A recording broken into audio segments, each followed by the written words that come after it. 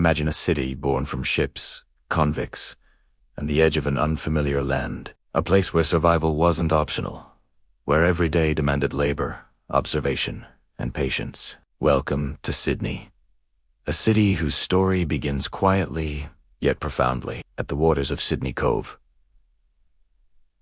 Hello and welcome, friends. I am so glad you've joined us today to explore the earliest days of one of the world's most fascinating cities. From the arrival of the first fleet to the first streets, markets, and the rhythms of daily life. We'll journey together through centuries of human endurance, adaptation, and quiet resilience. Before we begin, make sure to subscribe to the channel and hit the notification bell so you never miss another story of history, discovery, and reflection. Your support helps us bring these tales to life, one calm, captivating narration at a time. Now, take a deep breath, settle in, and let us travel back to a time when Sydney was just beginning to emerge, a place shaped by the harbor, the land, and the people who dared to live here.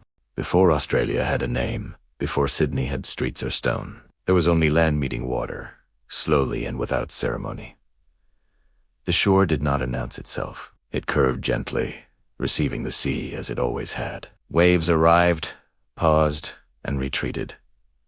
The sky reflected itself on the harbor's surface, and nothing needed to be explained. For tens of thousands of years, this rhythm was enough. Human life on this continent did not begin with arrival. It began with continuation. Long before the idea of a nation, long before borders and maps, people lived here who did not think of themselves as early or ancient.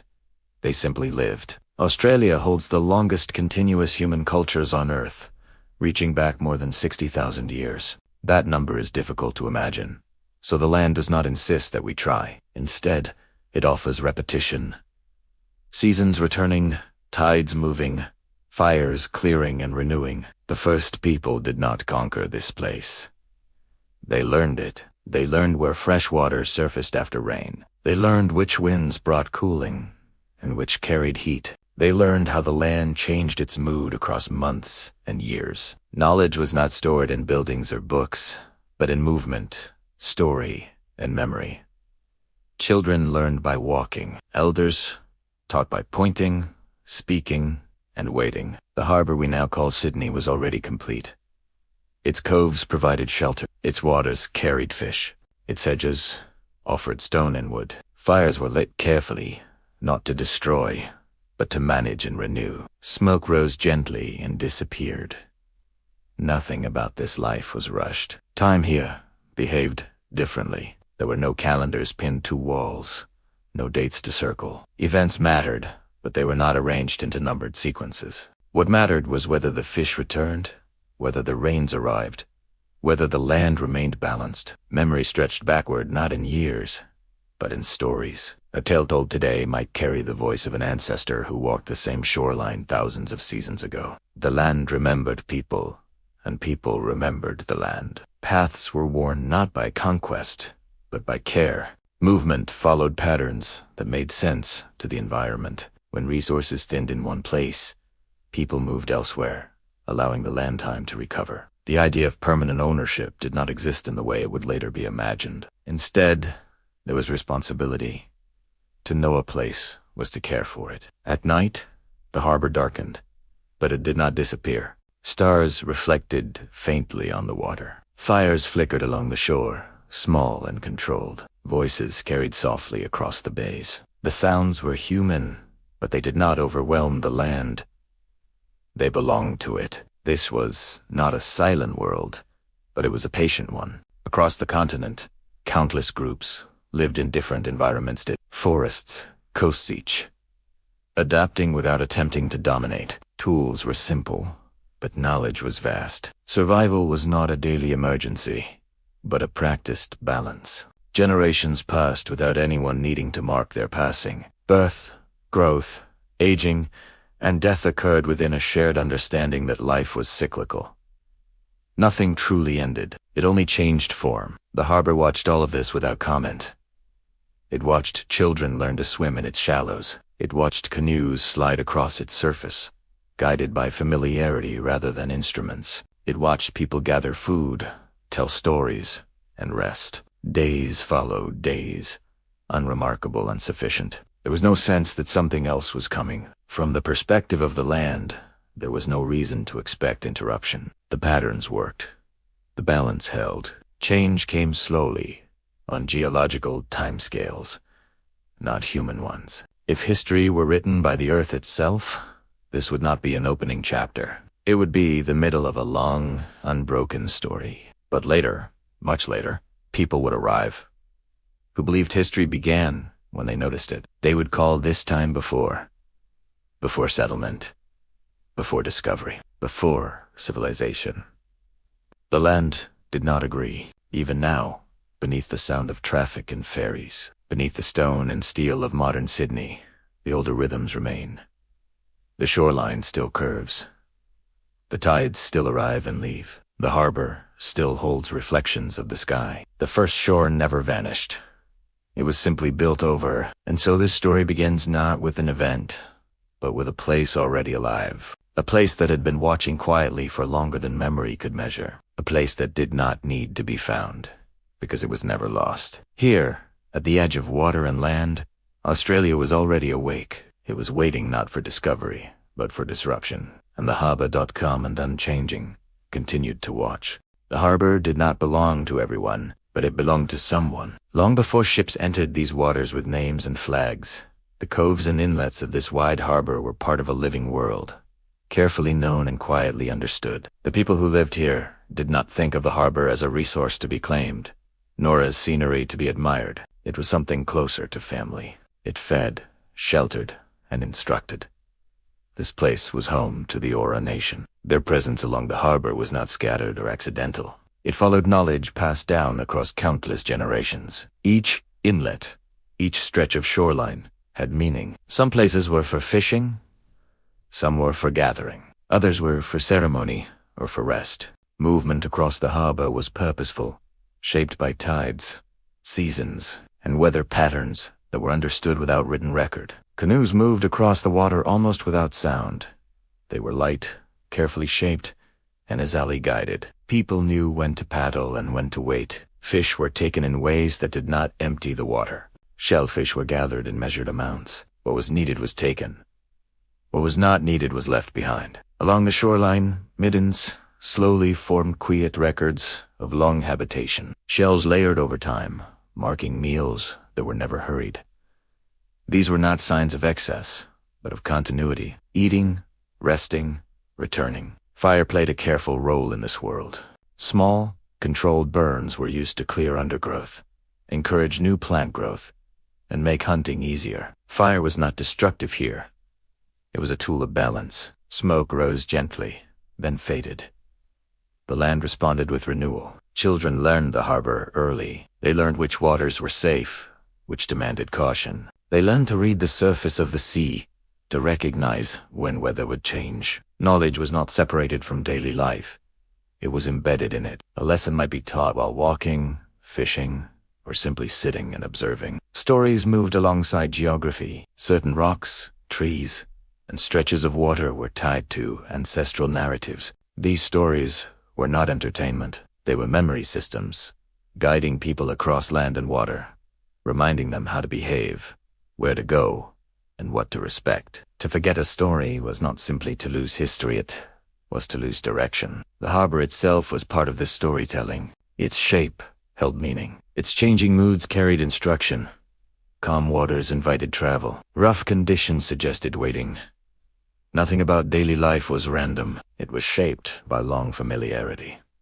Time continued to move differently here. There was no urgency to expand, no need to build higher or wider. Shelter was sufficient. The harbor provided what was needed. The future did not need to look different from the present in order to be acceptable. This was not a world without hardship, but it was a world without constant struggle. Survival came from alignment rather than force. Across the harbor, different clans maintained their own territories and responsibilities. Boundaries were known, though not drawn on maps. Respect for these boundaries was essential. To cross without permission was to disturb balance. Trade occurred quietly. Goods, tools, and knowledge moved between groups. Relationships were maintained over distance. The harbor connected rather than divided. It allowed movement while still preserving identity. At night, the shoreline settled. Fires glowed low, conversations softened. The water reflected the sky, as it always had. The sounds of insects and waves carried further in the darkness. There was no artificial light to overpower the stars. This world did not feel unfinished. From wheat in it, there was no sense of anticipation for something else. Life was already full. The harbor had shaped routines that worked. The land provided instruction, and people listened. And so, when distant shapes eventually appeared on the horizon, strange forms against the water, they did not immediately signal destiny. They were simply unfamiliar. The Eora had seen changes before. Storms altered shorelines. Fires reshaped forests. The land was never static, but those changes came from within the world they knew. They followed patterns that could be understood. These new shapes did not follow those patterns. Still, there was no alarm, no rush to react. Observation came first. Watching had always been safer than assumption. From the shoreline, eyes followed movement on the water. From the water, figures looked back toward land they did not yet understand. Two worlds observed each other, separated by expectation rather than distance. The harbor, unchanged, held them both. It had already been a home for longer than anyone could count. It did not prepare itself for what was coming. It did not need to. It simply remained what it was, a place of water, shelter, and memory. Later, the story of Sydney would often begin with ships, but the harbor's own story had begun long before that, shaped by people who did not record dates, build monuments, or announce beginnings. They lived here with quiet confidence, certain that the world they knew was sufficient. They had no reason to believe otherwise. The harbor watched them move along its edges, just as it always had, and for now it remained a place already complete. Inti's place-time did not move in straight lines. It circled, returned, and folded back on itself, guided not by numbers but by memory. The land did not ask to be measured. It asked to be remembered.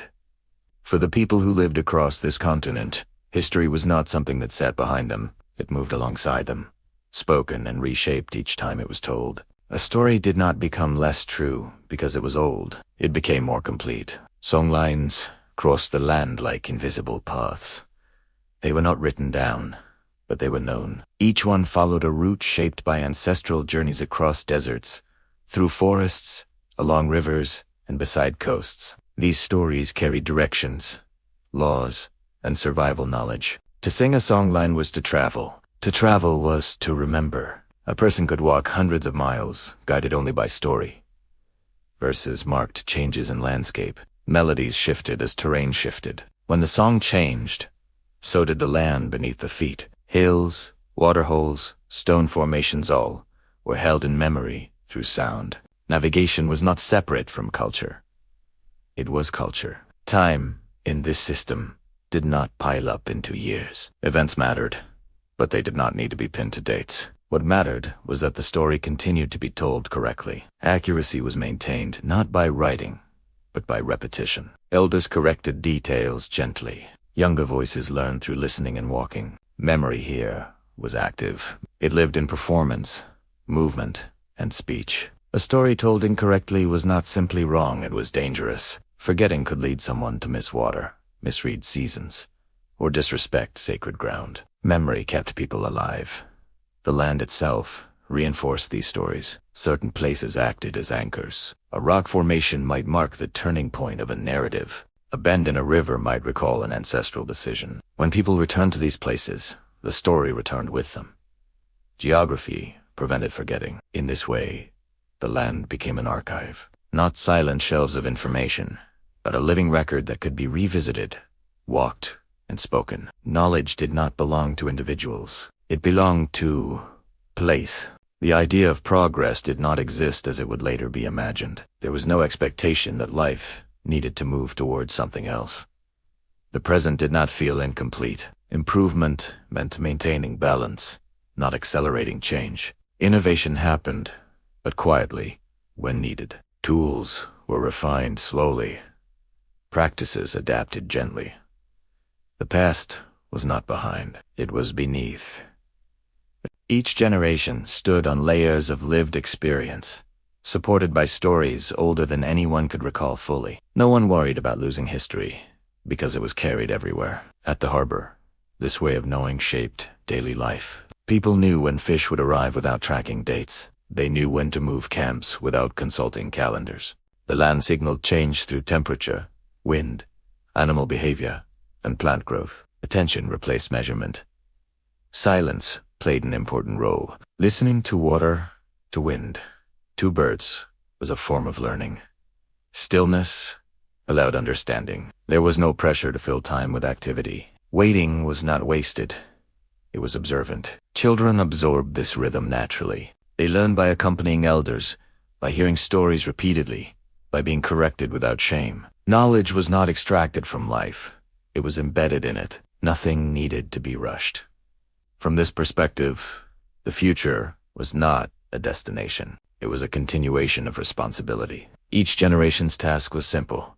Remember correctly, care properly, and pass knowledge on without breaking it. The harbor, in its slow patience, reflected this worldview. Tides came and went without needing explanation. Seasons shifted without instruction. Change was accepted because it was familiar. Nothing truly disappeared. Later, others would arrive with clocks, ledgers, and timelines. They would divide time into years, months, and days, and assume that what came earlier was less developed. They would call this way of knowing prehistory, as if history required paper to exist. But here, history had never needed writing. It had survived fire, drought, flood, and long distances. It had crossed generations without books or buildings. It lived because people remembered together. Even now, beneath modern streets and schedules, this older sense of time has not vanished. It lingers in the way the harbor still follows the moon, in the way the land responds more to seasons than to plans, in the way certain places feel heavy with meaning, even when their stories are no longer widely spoken. Time without date does not announce itself. It waits quietly, just beneath the surface, reminding the land of what it has always known. And for thousands of years, that was enough. The harbor continued to hold these stories without recording them, certain that memory, once learned, does not need to be written down to endure. It did not arrive suddenly. At first, it was only a shape and familiar, distant and slow. Against the long-known horizon, it looked out of place, as if the sea itself had produced something new. From the shoreline, people noticed it without alarm. The harbor had seen many changes before. Weather altered the water. Storms reshaped the coast. Strange driftwood sometimes appeared after distant events. This, too, was watched carefully. Observation came before judgment. The shape grew clearer as it moved. It did not move like a canoe. It did not follow the rhythm of paddles or the subtle cooperation between human and water. It carried height and rigidity. Cloth caught the wind. Its path did not adjust to currents in familiar ways. This was something else. In 1770, when James Cook sailed along the eastern coast of the continent, he did not yet enter the harbor that would become Sydney. He charted from a distance, observing the shoreline and marking it on maps intended for faraway readers. The land appeared quiet from the deck. Smoke from fires could be seen in places, but it was not interpreted correctly. From the seep, the coast looked empty. From the shore, the ship looked strange. Neither side understood the other. Cook did not see cities, because he expected stone. He did not see fields, because he expected fences. The absence of familiar markers was mistaken for absence itself. Notes were written. Lines were drawn. Possession was declared in language that had no meaning here. On land, the people continued their routines. Fishing still took place. Fires were still lit. Children still learned the shoreline. The presence offshore did not immediately interrupt daily life. It was watched, noted, and folded into awareness without panic. This moment would later be described as discovery. But discovery requires absence, and absence was not what existed here. The ship passed, the coast remained. No settlement followed. No immediate change reshaped the harbor. Life continued largely as it had before. The moments slipped quietly into memory, its importance not yet understood by anyone involved. From the perspective of the land, nothing had happened. Years passed. Seasons returned. Stories continued to be told. The harbor held its familiar rhythms. Whatever had been seen on the horizon did not yet alter the balance of daily life. But from a distant perspective, far across the ocean, decisions were being made. Maps were studied. Reports were read. The coast that appeared underused became valuable precisely because it seemed quiet. Distance allowed imagination to replace reality. When attention returned, it came with intention. In 1788, ships arrived again, this time not to observe, but to stay. But in 1770, none of that was certain. That first ship was only a suggestion, a question without an answer. It did not yet carry the weight it would later be given. No one on the shore could have known how far-reaching its presence would become. The harbor remained unchanged. Water still reflected the sky. Wind still shaped the surface. The shoreline waited without awareness of timelines or plans. History often points to this moment as a beginning, but for the people who lived here, it was merely an interruption that passed, leaving behind no immediate mark. A shape seen, a detail remembered, nothing more. The land did not prepare itself. It had no reason to. The ship moved on, carrying its notes and assumptions with it. The harbor returned to stillness. Fires burned low. Canoes crossed familiar waters. The distance between what was seen and what would come remained wide, and so the story continued quietly, unaware that it had just been entered into someone else's record. History often pretends that decisions are deliberate. It prefers to imagine moments of clarity, leaders choosing wisely, explorers recognizing importance at once. But more often, history is shaped by geography quietly limiting options. People arrive, look around, and choose what seems workable. Later, that choice is explained as destiny. Sydney Harbor was not chosen because it was extraordinary. It was chosen because it was practical. When the British returned to the eastern coast with the intention to stay, they were not searching for beauty or symbolism. They were searching for survival. The settlement they planned was not meant to flourish. It was meant to function. They needed fresh water. They needed anchorage. They needed defensible ground, and they needed all of it. Immediately, Botany Bay, first observed by Cook and later visited again, had promise, but also problems. Its soil was poor. Fresh water was unreliable. Exposure to wind made anchoring difficult. What looked acceptable from offshore proved less useful when examined closely. So the ships moved north. They followed the coastline, searching not for perfection, but for adequacy. When they entered the wide, branching harbor just beyond, the difference was clear. Almost immediately, this harbor was deep. It offered shelter from storms. Its many coves allowed ships to anchor safely. Most importantly, fresh water flowed nearby, reliable and accessible. The land rose gently from the shore, making construction possible without immediate exhaustion. From a logistical perspective, this was enough. The decision to settle at Sydney Cove was not dramatic. It was practical, almost reluctant. It was the choice of a place that met minimum requirements, not one that inspired awe. But geography does not care about intention. Once chosen, a place begins to shape everything that follows. The harbor's shape mattered. Its long, branching arms allowed expansion without immediate planning. As the settlement grew, it stretched naturally along the water. Following the contours already present, roads would come later. Boats came first. The water became the city's earliest network. Movement happened by boat before it happened by foot. Supplies arrived by sea. Communication followed the shoreline. The harbor connected early Sydney to itself before it connected it to the rest of the continent. Fresh water mattered more than comfort. A small stream, later called the Tank Stream, flowed into the harbor nearby. It was unremarkable, narrow, and easily overlooked. But it provided drinking water, and that made it invaluable. Around it, tents were pitched. Stores were placed. Routines formed. Cities often grow around water not because of preference, but because water insists. The land also offered separation. From the perspective of British authorities, distance was an advantage. This was, after all, a penal colony. Isolation reduced escape. The surrounding bush, unfamiliar and difficult to navigate, created a natural boundary. The sea closed the other side. The settlement could exist without interference, slowly and quietly. From the perspective of the land's original inhabitants, this choice was confusing. The bay selected by the newcomers was not empty.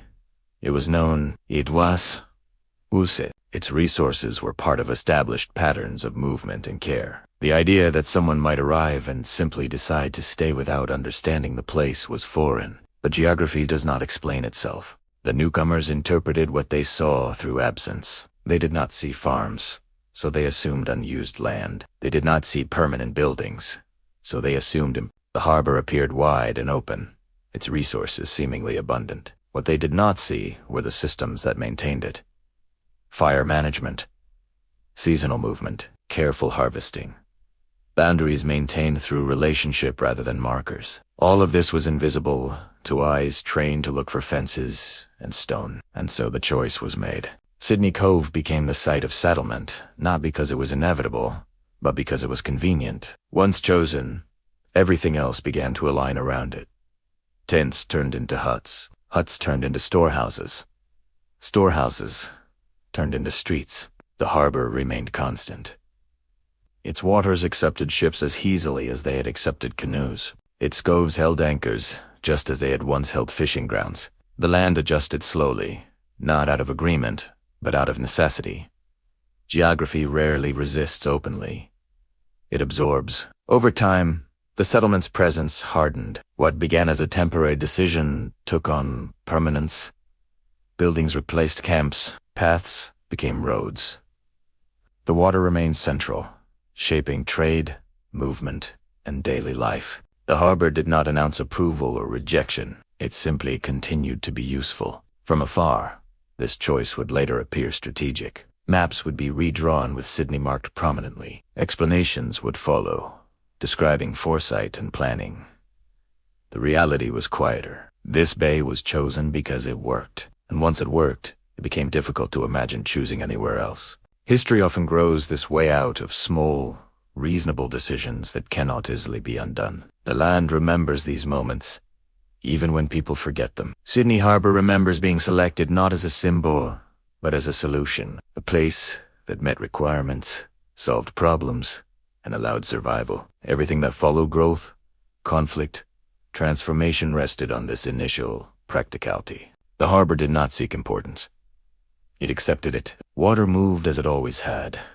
Tides ignored flags and boundaries. Fish continued their patterns. Wind shaped the surface without regard for ownership. Above it all, structures rose slowly. And so, without ceremony, this bay became a center. Not because it demanded it, but because, one day, it was simply the most useful place to stop. The ships did not arrive with celebration. They came in slowly, one after another, guided into the shelter of the harbor as daylight faded. The water was calm. The shoreline rose quietly in front of them, dark and unreadable. No one cheered. No one marked the moment as historic. It was simply the end of a long journey and the beginning of an uncertain pause. On the evening of January 26, 1788, Sydney Cove was quiet. Sails were lowered. Anchors settled into the harbor floor. The sounds that followed were practical ropes tightening, orders spoken softly, feet moving across wooden decks. After months at sea, the land felt close, but unfamiliar. It offered no immediate reassurance. Most of the people aboard did not come willingly. Convicts stood crowded below decks, unsure whether this place was meant to be a beginning or merely another stage of punishment. Officers, too, were uncertain. They had instructions, but little experience. The distance from Britain was absolute. There would be no quick correction of mistakes here. The first night was not spent building. It was spent waiting. Tents were erected carefully, placed close to the shore. Fires were lit, small and controlled. The air carried unfamiliar smells: vegetation, damp earth, smoke rising differently than it did back home. Insects moved through the darkness, unnoticed by those too tired to care. No one slept well. The ground was uneven. Sounds carried strangely across the water. The bush beyond the clearing felt close, though nothing moved visibly within it. The land watched quietly, as it always had. This settlement was not meant to be permanent. At least, it did not feel that way. There was no sense of arrival, only displacement. The people here were not pioneers chasing opportunity. They were administrators fulfilling orders, and prisoners enduring sentences. Survival, not ambition, shaped the mood. Governor Arthur Phillip understood this. He moved cautiously, aware that authority alone would not be enough. Supplies were limited. The soil was untested. Knowledge of the land was minimal. The success of the colony depended not on confidence, but restraint. On that first night, restraint prevailed. No roads were planned. No grand statements were made. There was no declaration of a future city. The settlement was a fragile cluster of canvas and uncertainty, pressed between water and bush. Nearby, unseen but present, the original inhabitants of the harbor observed. They did not approach immediately. Watching came first. These newcomers behaved differently from any visitors before. They stayed. They brought many people. They cut trees and disturbed ground without ceremony. Fires burned longer than expected. Still, there was no confrontation. The first night passed without violence, without greeting, without understanding. Two worlds existed side by side, separated by darkness and assumption. For the newcomers, the silence was unsettling. In Britain, silence usually meant absence. Here, it meant attention. The bush was full of sound movement, insects, distant calls, but it did not announce itself clearly. The lack of familiar cues made rest difficult. The harbor remained calm.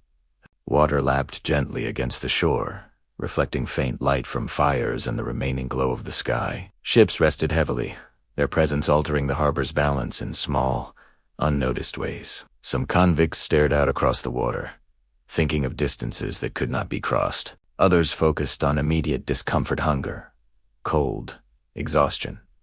Very few thought of the future. It was too large, too undefined. This place had no name that mattered to them yet. It would soon be called Sydney, but that name carried no meaning on the first night. It did not describe the land or explain its rules. It was simply a label brought from elsewhere, waiting to attach itself. Morning would bring activity. Trees would be cut. Ground would be cleared. Supplies would be unloaded. Structure would begin to form. But none of that had happened yet. For now, the settlement existed only as a temporary presence, uncertain of its own duration. The harbor had seen temporary camps before. People had come and gone across its shores for thousands of years. Camps formed, dissolved, returned elsewhere. Movement was normal. Impermanence was expected. If the land had assumed anything that night, it would have assumed the same, that these people, too, would eventually leave. As darkness deepened, conversation quieted. Fires burned lower. Fatigue settled over the cove. The ships creaked softly, adjusting to water and tide. The first night ended not with ceremony, but with sleep interrupted by unfamiliar sounds. No one could yet imagine stone buildings, bridges, or crowds. No one could foresee that this small, uncertain camp would grow into a city that never truly slept. On that first night, Sydney Cove was simply a place where people paused. They had arrived, but they had not yet begun. The harbor watched, patient and unchanged, holding the silence of a moment that did not know what it was about to become. It is defined by separation, by the knowledge that return is unlikely, and that whatever life existed before has been quietly cut away. For the people sent to this place, Australia was not imagined as a destination. It was imagined as removal. Convicts arrived, carrying more than chains. They carried unfinished lives, interrupted routines, and memories that would not be revisited. Most had been sentenced, not for violence, but for survival, crimes, petty, theft, forgery, desperation made illegal. Punishment was meant to be visible and final. Transportation achieved both. Britain did not need this land to thrive. It needed it to absorb people. Distance did the rest of the work. Once sent, few would ever be seen again. The sea itself became part of the sentence. At Sydney Cove, this reality settled in slowly. There were no dramatic realizations, no collective moment of despair. Instead, Understanding arrived in fragments through the unfamiliar stars. The absence of known landmarks, the silence where cities should have been. This was not a place waiting to be improved. It was a place waiting to be endured. Convict life began with routine. Men and women were assigned tasks immediately. Clearing land, carrying supplies, constructing shelters. The work was heavy, repetitive, and constant. There was little room for reflection. Survival required motion. Punishment here was not theatrical. There were no grand prisons or towering walls. Control was maintained through exhaustion, scarcity, and the simple fact that escape led nowhere. The bush was vast, unforgiving, and unknown. The sea was equally final. Freedom, in theory, existed, but it existed in a landscape that did not yet welcome it. The settlement grew slowly, unevenly. Convicts built the structures that confined them. They shaped roads they did not own. They raised storehouses they would never manage. Their labor hardened into permanence, even as their own futures remained uncertain. Some adapted. Skills learned in Britain, bricklaying, carpentry, blacksmithing became valuable here. Those with useful trades were treated slightly better. They slept closer to supplies, worked under marginally improved conditions. Small privileges felt large in a place defined by lack. Others faded quietly. Illness was common. Nutrition was poor. Medical knowledge was limited. People disappeared from records without explanation, their presence absorbed into the background of labor and loss. Opie survived, but it was restrained. Many convicts counted days, months, years, not toward freedom, but toward familiarity. If they could not return home, they might at least become accustomed to this place.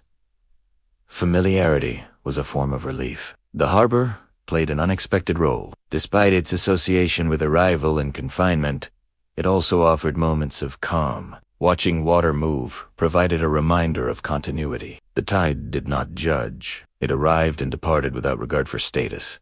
For some, the harbor became a companion. From the shore, convicts watched ships arrive and leave. Each sail disappearing into the distance carried with it the possibility of news, supplies, or more pain. Most ships did not carry convicts home. They carried others like them, arriving to replace those who would never leave. Authority rested lightly, but firmly. Governor Philip understood that cruelty would not build a functioning colony. Order required cooperation, even from those under sentence. Punishments existed, but they were measured. Excessive violence risked rebellion, and rebellion in isolation would doom everyone.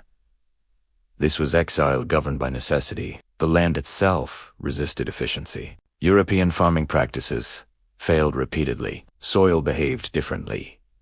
Seasons followed unfamiliar patterns. Crops that thrived in Britain struggled here. Convicts worked harder for less reward. Uncertain whether effort would translate into survival.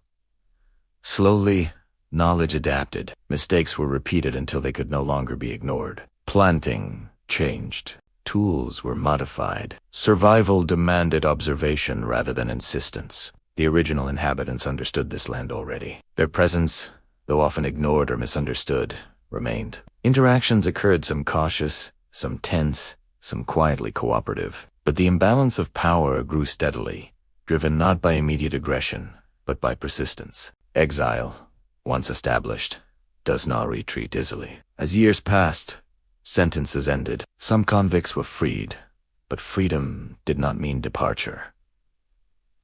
Many had nowhere to return to. Others lacked the means. Australia, once a punishment, became a reluctant home. These former convicts became settlers. They built families. They opened small businesses. They claimed land in ways that mirrored British expectations. The city began to change, shaped by people who had never intended to shape anything. Sydney grew not from vision, but from accumulation. Each building rested on labor that was once coerced. Each street followed paths erst cleared under sentence. The city's foundation was practical, unromantic, and human. Exile softened into endurance. People stopped asking when they would leave and began asking how they would live. The answer unfolded slowly, shaped by routine rather than ambition. The harbor remained central. It continued to receive ships. It continued to carry goods and people. It continued to offer moments of stillness amid labor. For a city born of exile, water provided the closest thing to release. Over time, the word convict lost its sharpness. It became a detail rather than a definition, a shared origin rather than a permanent mark. The city learned to live with its beginnings without dwelling on them. But the land did not forget. It remembered every structure raised under pressure, every routine formed through endurance. Sydney's earliest identity was not heroic. It was resilient. Exile at the end of the world did not produce legends. It produced a city that learned to exist quietly, shaped by people who had no choice but to continue. And the harbor, watching patiently, accepted this new role as witness to lives redirected, rather than chosen. Life in the early settlement was defined less by ambition and more by necessity. Food arrived in small, uncertain quantities. Ships brought supplies from Britain, but journeys were long, weather unpredictable, and storage inadequate. Fresh water was limited, and the soil, still unfamiliar, struggled to grow what was planted. The settlers quickly realized that survival depended on patience, observation, and endurance, rather than strength or skill alone. Hunger was quiet, but persistent. It did not announce itself with dramatic gestures. Instead, it settled deep into the body, shaping moods, conversations, and daily routines. People learned to eat less. Portions were divided carefully. Rationing became instinctive. The smallest allowance of food gained significance, and meals, when they came, were consumed with a mixture of relief and gratitude. Silence became a companion. The hours stretched long, punctuated by repetitive work. Clearing land, repairing tents, hauling supplies, these tasks followed schedules dictated by need, not convenience. Conversation occurred in hushed tones, both from exhaustion and the awareness that every voice carried weight. The silence of the bush and the water beyond pressed in, demanding attention to survival. The harbor watched without interference. Its waters remained steady. Waves lapped the shore in a rhythm older than human memory. Canoes and boats that had once glided quietly were replaced by larger ships unloading provisions. Tides did not care who was hungry. The sun rose and set without judgment. In this constancy, the harbor offered a kind of solace, a reminder that some patterns remained reliable. Illness accompanied hunger. Malnutrition, scurvy, and fevers were common. The convicts and officers alike were vulnerable. Simple cuts became dangerous. Minor infections could become fatal. Medicine was rudimentary, and care depended on observation and improvisation. Each person lived with the quiet knowledge that life was fragile in this distant place. Work did not stop for hardship. Even the sick were expected to perform what was possible. Tasks could not be deferred indefinitely. Shelter needed maintenance. Supplies required sorting. The land needed to be understood. Survival was active, not passive. Each day demanded attention to the basics: water, food, warmth, and shelter. The first generation of settlers learned the rhythm of waiting. Waiting for ships. Waiting for rain. Waiting for crops to grow. Sometimes failing despite care. Waiting became a skill. Patience, once cultivated, was as vital as strength. The people discovered that the long stretches of silence and monotony were not emptied. Children, born into this life, learned quietly. They observed routines, absorbed practices, and internalized warnings. The next generation inherited not only the physical environment, but also the mental landscape of endurance. They learned that survival often required submission to rhythm, rather than resistance to it.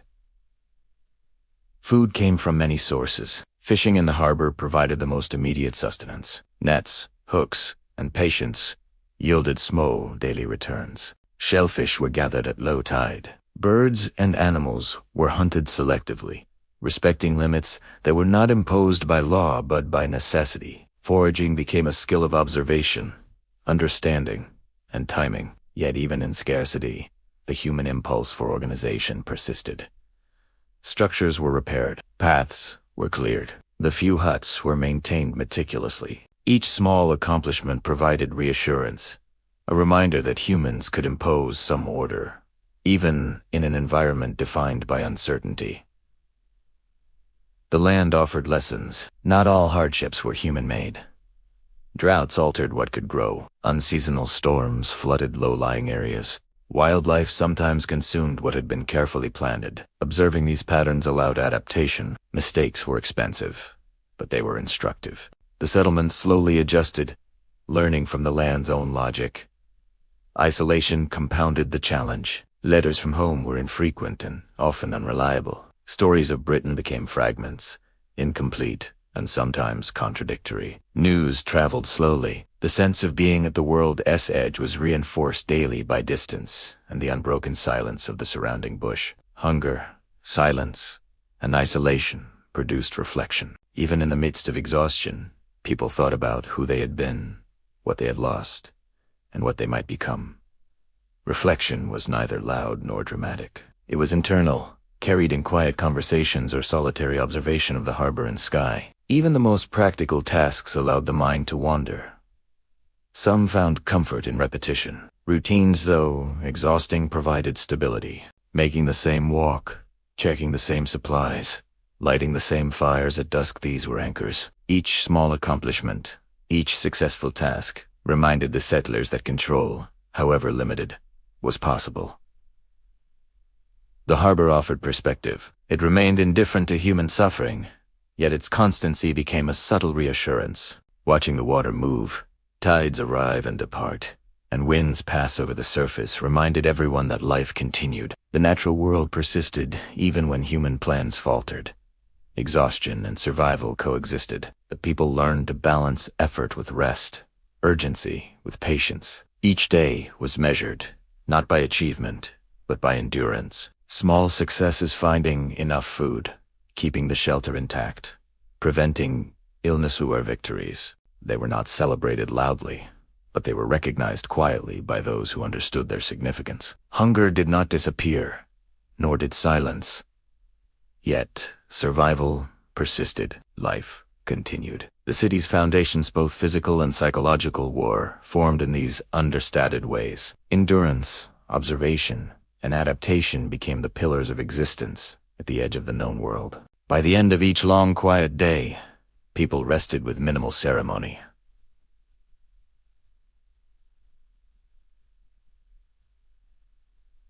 Fires burned low. The wind carried distant sounds across the harbor. The water reflected moonlight, as it had for thousands of years. People slept lightly, aware that tomorrow would demand the same attention to the necessities of life. Yet in this repetition, there was structure. In this structure, there was continuity. Hunger, silence, and survival shaped not only bodies, but minds. Through monotony and challenge, a subtle strength formed. Individuals learned to endure quietly. Communities learned to coordinate without excess. The city, though still small and fragile, began to take shape not through ambition, but through necessity. The first Sydney was not grand. It was patient. It was enduring. It was quietly alive. The city of Sydney was not born from vision or design. It was born from labor that was compelled, repetitive, and relentless. The streets that would later carry carts and carriages were first paths, cleared by hands bound by law. The buildings that would one day host homes, shops, and offices began as simple shelters raised by people who had little choice in their work. Each stone, each timber, each brick carried the weight of necessity rather than inspiration. Convicts formed the foundation. They labored in the sun, under wind, and through rain. The work was physically demanding, yet it required patience and precision.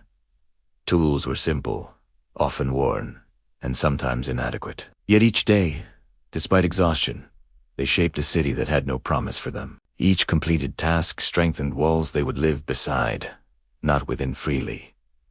The harbor guided their efforts. Waterways determined routes for transport and construction. Boats carried timber, stone, and supplies along the branches of the harbor. Tides and currents dictated schedules, and the land itself dictated where buildings could stand. The settlers adapted to these conditions as naturally as the land demanded. Shelters were erected first. Tents provided temporary cover, but the need for permanence grew quickly. Wooden huts replaced canvas. Simple storage areas became larger, sturdier structures. Each construction followed the practical needs of a small, fragile settlement. There was no luxury, only survival. The work required coordination. Groups of convicts were assigned tasks in teams. Some cleared brush, while others cut timber. Some shaped stone, while others mixed mortars. Each person's efforts depended on the labor of others. Efficiency became a necessity. The city grew slowly, methodically, as one task led to the next. The supervisors were few, but their presence was constant. Officers moved among the workers, giving instructions, observing performance, and occasionally punishing mistakes. Discipline was maintained, not as a spectacle, but as a tool to ensure survival and structure. Too much leniency could disrupt progress. Too much cruelty could endanger the fragile settlement. Balance was required, and it was delicate. Every completed structure was a quiet achievement. Walls held up against wind and rain. Roofs provided shelter from sun and storms. Storehouses kept supplies safe. Roads allowed passage where previously only bush existed. Each element added to the collective endurance of the settlement. None was monumental in its time, but all were essential. The land itself pushed back against construction. Soil shifted, trees resisted removal, and storms washed away attempts at permanence. Convicts and officers learned to adapt. They adjusted foundations, reinforced walls, and rebuilt when necessary. The land dictated the limits of human effort, and human effort responded slowly, persistently. Even in work, the harbor remained central. Water was used to transport materials. Boats carried timber and stone. Canoes from the local people were sometimes observed, though not yet fully understood or utilized. The harbor was both a highway and a resource, shaping where and how structures could rise. The labor was exhausting, but it brought rhythm. Days were measured in repetitive tasks: chopping, hauling, shaping, assembling. There was little variety, yet the work provided stability. Each task reinforced a routine. Survival depended on completing it well, consistently, and without delay. Skill was honed in quiet repetition. Not everyone arrived with experience. Many convicts learned quickly how to shape wood, mix mortar, or raise a wall straight and true. Others relied on innate understanding, adjusting through observation. Learning was practical and immediate. Mistakes were often visible in the structures themselves, demanding correction and teaching the next day's labor. The first Sydney was modest in scale. Buildings were low, simple, functional. Roads were uneven, sometimes muddy, sometimes hard-packed by repeated passage. Yet within this modesty lay resilience. The settlement could endure storms, survive scarcity, and support the population's basic needs. Community began to emerge through shared labor. People who had little in common before were bound by necessity. Work created a network of dependency. Convicts relied on each other to complete tasks. Officers relied on convicts to maintain the settlement. Survival, rather than choice, created cohesion. The landscape slowly transformed. Where once there had been bush and uneven ground, there were now cleared spaces, constructed paths, and functional buildings. Each alteration changed the relationship between people and place. The land became shaped by human effort, but it was still guided by geography and climate. The city grew quietly, without ceremony. There were no foundations laid with pomp. No grand speeches marked the raising of walls. Each accomplishment was practical, private, and almost invisible. Yet collectively, these small, persistent acts created permanence. Even in bondage, people found small victories. A wall built well, a shelter that withstood rain, a path that allowed easier passage. These were acknowledged subtly, shared in quiet conversation, or simply recognized in the satisfaction of a task completed correctly. Pride existed, but it was understated, private, almost imperceptible. Over time, the city became more than survival. Structures allowed a degree of comfort. Roads allowed movement and trade. Storage allowed the careful management of scarce resources. Each completed building extended the boundaries of possibility. What had begun as a temporary settlement began to feel like a place that could last. Yet the labor remained essential. Even as the first huts became sturdier, the need for upkeep, repair, and expansion never ceased. The land demanded attention. Tides, storms, and time eroded human effort as quickly as work could replace it. The city was alive in a quiet sense, maintained by daily persistence. The harbor continued its silent role. It accepted ships, reflected the sky, and remained a constant amid human toil. The water provided rhythm and perspective. Labor could be measured against the tide. Observing the harbor reminded people that some things endured, regardless of human presence. The settlement's early identity was formed in this work, not through choice, vision, or celebration, but through repeated, unglamorous labor. The hands that built walls, cleared paths, and raised shelters defined what Sydney could become. Every stone placed, every timber lifted, every roof completed contributed to a fragile yet growing permanence. The city of Sydney, born of exile, sustained by repetition, and guided by the harbor, was taking shape. It was neither magnificent nor heroic. It was steady, patient, and quietly enduring. Built by unfree hands, the city became a place that could survive, a place that could endure, and a place that could eventually flourish. The early settlement of Sydney did not remain confined to convicts and officers for long. Ships continued to arrive, carrying new arrivals, some bound by law, others by choice. Free settlers came, seeking opportunity defined differently from those accustomed to the penal system. They brought ambition, skills, and a sense of permanence that contrasted sharply with the hesitant, survival-focused mindset of convicts and early officers. This arrival introduced a new rhythm. Daily life, once measured almost entirely by survival and enforced labor, now included aspirations for property, trade, and social standing. The harbor, already central to transport and communication, became even more important. Waterways connected the settlement's new networks, carrying people and goods across previously difficult distances. Tension arose quietly, without immediate confrontation. Convicts, some recently freed, observed the newcomers with suspicion. They had endured hardship, and the arrival of people with more freedom and fewer limitations stirred resentment. Free settlers, in turn, were frustrated by the restrictions and habits that the convict population maintained, unaware of the subtle systems that had enabled endurance in harsh conditions. The original inhabitants, meanwhile, continued to watch. Their world had already been altered by the presence of Europeans. Yet the arrival of free settlers intensified the disruption. Resources were claimed more assertively, land cleared more extensively, and boundaries assumed rather than negotiated. Observation persisted, as it always had, but the patterns of interaction were shifting. Land became a point of contention. Free settlers sought parcels suitable for farming, grazing, and building. Convicts and ex-convicts, now granted small plots, wanted the same. Understanding the land, its soil, its watercourses, and its hidden strengths and weaknesses remained essential.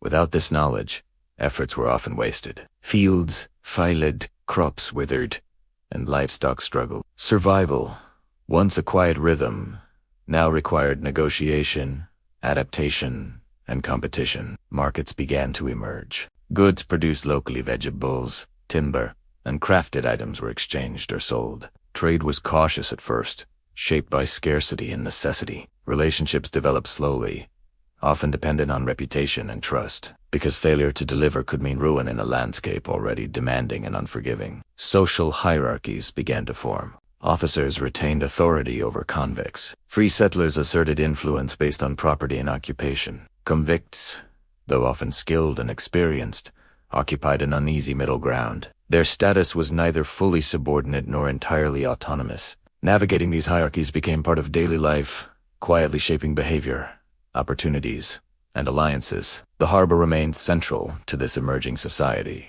Ships brought supplies, news, and newcomers. Boats carried goods to markets, and people to distant parts of the settlement. The waterway became a conduit for both opportunity and tension. Proximity to the harbor offered advantages, reinforcing the settlement's dependence on its natural geography. Cultural exchange occurred, though unevenly. Free settlers introduced new methods of farming, construction, and trade. Convicts brought their own knowledge and practices, sometimes refined from necessity. Techniques merged slowly, creating hybrid approaches suited to the land's challenges. At the same time, misunderstandings and mistakes were frequent. shaped by differing experiences and expectations. The original inhabitants navigated this change cautiously. Interactions varied from cooperation to avoidance, from cautious trade to silent observation. The newcomers often failed to recognize the depth of local knowledge embedded in movement, resource management, and seasonal awareness. The land's older systems persisted quietly, guiding survival even when unacknowledged. Community networks expanded. Neighborhoods emerged, often near water or cleared land. Shared tasks transporting timber, cultivating soil, maintaining structures created informal alliances. People learned to rely on neighbors as much as on formal authority. Social cohesion was practical rather than ceremonial, founded on mutual dependence rather than ideology. Inequalities grew, even in small ways. Free settlers with resources could secure better plots, faster transportation, and more stable livelihoods. Convicts and ex-convicts often had to work harder for smaller gains. These imbalances created subtle friction, influencing interactions in ways that were rarely overt, but always present. Even in these growing complexities, survival remained central. Hunger, weather, illness, and the land itself reminded all who lived there that ambition alone was insufficient. Observation, patience, and careful adaptation were still required. Even as social hierarchies and trade networks developed, they existed within the broader framework of endurance. The harbor remained a silent observer of all this change. Water reflected the settlement's growth without judgment. Ships arrived and departed, tides continued their rhythm, and winds shaped the surface. Human hierarchies, disagreements, and alliances mattered little to the enduring natural world. Children of this period absorbed both worlds. They observed convicts learning trades, settlers negotiating property, and indigenous knowledge quietly guiding those who paid attention. Their upbringing combined endurance with observation, patience with negotiation. They learned the practical skills necessary to live, and the social awareness necessary to navigate a settlement in transition. Over time, Sydney became more than a penal settlement. It was still shaped by its origins, but the introduction of free settlers allowed for complexity, growth, and adaptation. Labor, trade, and social negotiation intertwined, creating a city that was functional, resilient, and quietly emergent. The original inhabitants remained, though increasingly marginalized. They watched as land was claimed, paths were formalized, and social hierarchies became entrenched. Some engaged with newcomers cautiously.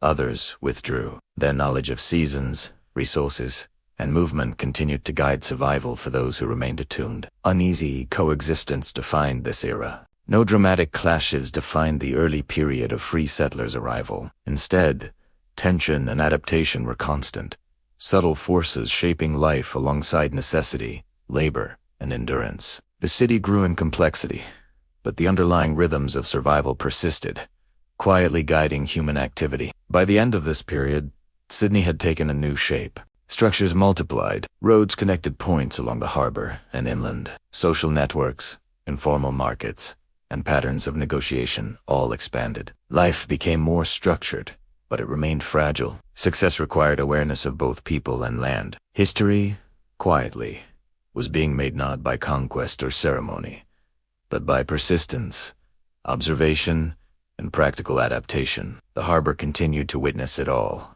It reflected the first ships of convicts and officers, the arrival of free settlers, and the subtle tensions of coexisting communities. It remained constant, guiding movement and sustaining life, even as the city grew and human ambitions intertwined. And so, Sydney continued its slow transformation, from survival to settlement, from exile to coexistence. The city emerged not grandly, but steadily shaped by hands compelled, minds adapting, and a harbor that had always known the rhythm of endurance. The city began to take shape quietly. It did not announce itself with grand architecture or ceremony. Instead, streets and structures emerged slowly, guided by necessity, labor, and the subtle dictates of the land. The harbor remained central, determining where buildings could rise, where roads could run, and how goods and people could move efficiently. Early Sydney was less a planned city and more a response to circumstance, shaped as much by geography as by human hands. Paths carved through bush and scrub became the first streets. They followed the natural contours of the land, rising and falling with gentle slopes, skirting the edges of small streams and connecting key points. The harbor, supply depots, and the earliest settlements. There was no grand grid, no vision imposed on the terrain. Each path grew organically, laid by necessity and reinforced through repeated use. Foot traffic, cartwheels, and the movement of goods gradually hardened the tracks into recognizable streets.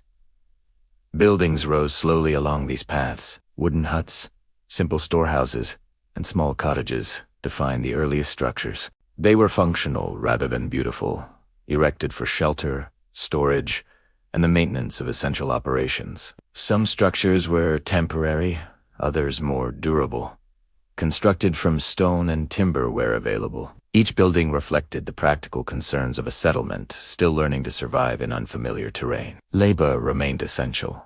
Convicts, recently freed individuals, and settlers alike worked side by side.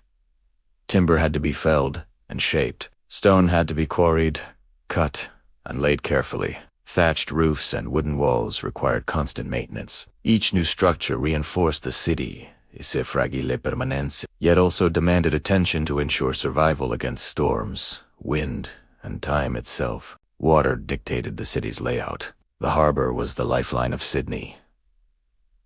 Boats carried timber, stone, and provisions. Tides and currents influenced when and how work could proceed. Proximity to water determined which plots of land could be developed effectively. Even streets were influenced indirectly. Paths had to connect to docks and landing points for efficiency. Life revolved around the harbor, and infrastructure evolved to reflect this centrality. Storage was as important as shelter. Supplies arriving from Britain were inconsistent and limited. Storehouses had to be secure, dry, and strategically placed. Their construction was both practical and urgent, for any failure could endanger survival. These early warehouses often became the core of activity, hubs from which work, trade, and daily routines radiated outward.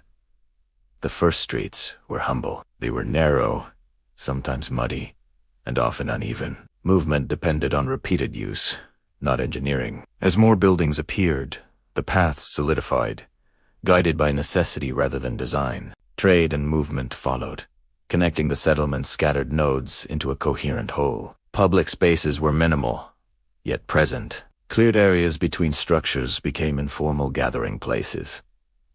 People met to exchange news, share labor, or simply rest. There were no formal squares or parks, but these small open spaces served similar purposes, providing rhythm to the daily flow of life. Even in this sparse environment, patterns of social interaction began to emerge. The settlers learned from failure. Storms washed away poorly built walls. Heavy rains flooded low-lying paths. Buildings erected without attention to local conditions often required repair or replacement. Observation and adaptation became critical skills. Mistakes were instructive. The city's infrastructure evolved slowly, shaped by both human effort and environmental constraint. Trade routes developed along these early streets. Carts, handcarts, and boats moved goods to where they were needed. Paths became predictable, and the city began to acquire a functional layout. Streets connected not only buildings but lives, linking labor, social interaction, and survival. Even as the city grew, these early routes remained central, a testament to the settlement's practical origins. The harbor watched, unchanging. Its waters reflected the rising structures, the movement of people, and the first signs of commerce. Tides continued their rhythm. Winds shaped the surface. Ships arrived and departed. The city expanded cautiously, almost imperceptibly, guided by the enduring natural world. Infrastructure extended beyond buildings and streets. Bridges were built over small streams. Fences and retaining walls appeared along slopes. Wells and water access points were carefully maintained. These small, practical interventions created stability, allowing the settlement to survive increasingly complex demands. Every improvement was functional, born of necessity, and oriented toward endurance rather than Community networks followed infrastructure. Neighbors learned to cooperate, sharing labor, resources, and information. The city's physical expansion mirrored its social development. Streets connected not only buildings but people. Work became coordinated. Supply routes were established. Social interactions found spatial expression in the paths and buildings that emerged organically. Even as growth continued, the city remained fragile. Storms could still wash away streets. Poorly built structures could collapse. The harbor, while protective, could not safeguard against human error or environmental unpredictability. Success required constant attention, and every day was a balance between maintaining what existed and creating what was necessary next. Children watched and learned. From a young age, they understood the importance of infrastructure. Paths, buildings, and storage were not abstract. Concepts de observation and imitation became lessons in survival and civic understanding. The first generation of Sydney's children absorbed knowledge of both construction and coordination, laying foundations that extended beyond stone and timber. By the end of this period, a pattern emerged. The city was no longer a temporary cluster of huts. Streets followed the natural contours of the land. Buildings offered shelter and storage. Trade routes connected the settlement. Community interactions were spatially organized. Even without grandeur, Sydney had acquired a durable structure, shaped by labor, observation, and practical adaptation. The harbor continued its quiet oversight. Water reflected the early streets, the rising buildings, and the movement of people.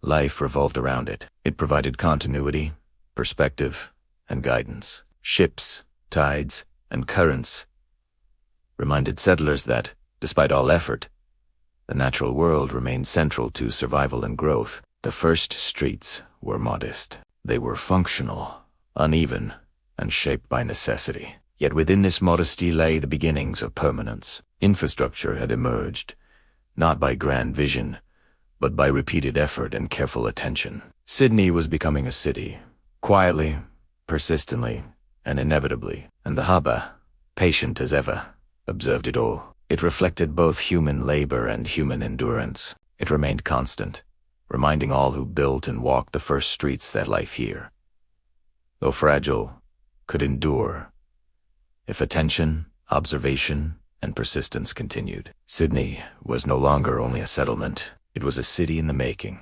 shaped quietly by necessity, labor, and the rhythm of the natural world. Life in early Sydney was measured not by grandeur, but by routine. The city, modest though it was, had begun to hum with activity. Streets were cleared, buildings had risen, and the harbor continued to serve as both lifeline and guide. Yet beyond the structures, beyond the docks, and beyond the labor that shaped them, a new rhythm emerged. The pulse of daily life. It was subtle, quiet, and almost unnoticed, yet it gave the settlement a sense of continuity, structure, and purpose. Markets appeared first as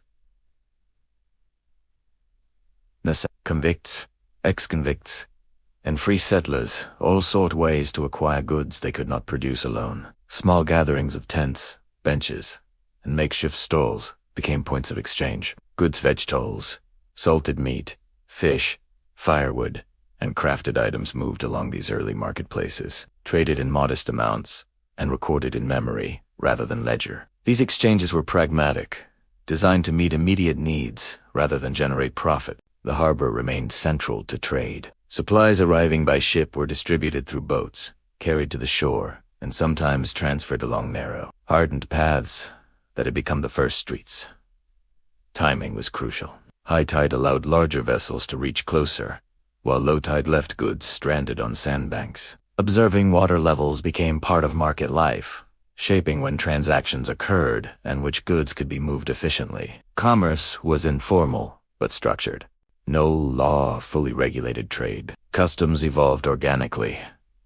Reputation became currency. Those who failed to deliver promised goods faced subtle consequences. A loss of trust, a reduction in cooperative effort, or exclusion from exchange networks. Honor existed in a practical sense. The community relied on it quietly, without ceremony, as a way to maintain continuity in daily life. The rhythm of markets dictated daily schedules. Morning brought activity along the docks and streets. People moved deliberately, carrying baskets, pushing handcarts, or leading animals laden with produce. Conversations were brief, purposeful, and efficient. By midday, movement slowed as work and chores occupied attention. By late afternoon, the remaining exchanges were concluded, and quiet returned, even in bustling activity. The day was structured around both necessity and environment. Children observed, learned, and participated. Young boys and girls watched closely, absorbing knowledge of trade, social negotiation, and practical skill. Some helped carry goods, others assisted at stalls, and some simply memorized the rules of movement and interaction. Daily life became both education and endurance, a way of understanding how the city functioned and how people survived within it. Community networks were reinforced through markets. The marketplaces were more than sites of trade. They were nodes of connection. Individuals recognized patterns in who arrived when, who carried what, and who had resources to lend or borrow. Alliances, both formal and informal, began to form. Social bonds were forged quietly, within the rhythm of daily transactions. The first markets were shaped by scarcity. Goods were limited, and people learned to prioritize. Choices were dictated not by preference, but by immediate need. A loaf of bread or a handful of vegetables could determine whether a family ate that day or went hungry. Scarcity sharpened awareness, promoted cooperation, and occasionally caused tension. Survival remained the underlying rhythm. Labor and trade were intertwined. Many goods sold in the market were the products of coerced labor convicts, had felled trees, shaped timber, and cultivated small gardens. Free settlers added their own skills, improving efficiency or introducing new techniques. The city's growth relied on this combination of forced and voluntary effort, each feeding the other, creating the early infrastructure of commerce. Social hierarchies were visible in small ways. Free settlers with property and resources often dominated market transactions. Ex-convicts and convicts, though skilled, had to negotiate carefully to secure goods. Authority figures monitored activity subtly, ensuring order without disrupting the practical flow of exchange. Hierarchies were embedded in daily routines rather than enforced by spectacle. The harbor provided perspective amid the bustle. From the shore, traders and buyers could watch ships arriving and departing, tides shifting, and wind altering the surface of the water. These constant natural rhythms reminded participants that life continued beyond immediate scarcity, beyond negotiation, and beyond human design. The harbor offered both practical utility and subtle reassurance. Daily life extended beyond markets. Labor, domestic chores, childcare, and maintenance occupied time alongside commerce. People adapted to the seasons, observed weather, and responded to environmental challenges. Every activity, from preparing food to maintaining a path, was part of the pulse of the city. Each day reinforced routine, training the mind as much as the body. Even leisure followed patterns.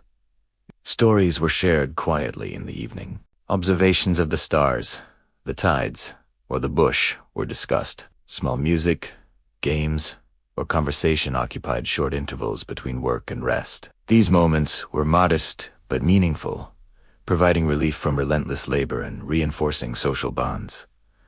Knowledge of the land shaped survival. Those who understood seasonal variation, soil quality, and water access had advantage. The original inhabitants, patterns, movement, foraging, and seasonal observation remained largely unrecognized. It continued to guide survival indirectly. People adapted, gradually integrating observation into their routines, learning to anticipate storms, droughts, and tides. The city's pulse was quiet but persistent. Work, trade, and survival interwove, with daily rhythm, forming a structure that was almost imperceptible. Life was continuous, measured not by extraordinary events, but by the consistent repetition of activity. The streets carried this rhythm, the buildings sheltered it, and the harbor reflected it. Over time, routines became tradition. Small patterns market schedules, meal times, water collection, and path maintenance formed the invisible framework of society. Even as newcomers arrived, the practical expectations of daily life shaped behavior. People learned quickly that survival depended as much on observation and consistency as on labor or skill. Hunger, labor, and commerce defined identity. Settlers were defined not by ambition alone, but by their capacity to adapt, cooperate, and endure. Survival became a shared language, expressed in daily tasks, marketplace transactions, and communal rhythm. The city, though small, functioned because everyone understood the implicit rules of engagement. By the end of this period, Sydney had a pulse. It was not dramatic or loud. It was quiet, steady, and persistent. The harbor reflected both the labor and the routine of the city. Streets carried people along predictable paths. Markets facilitated exchange.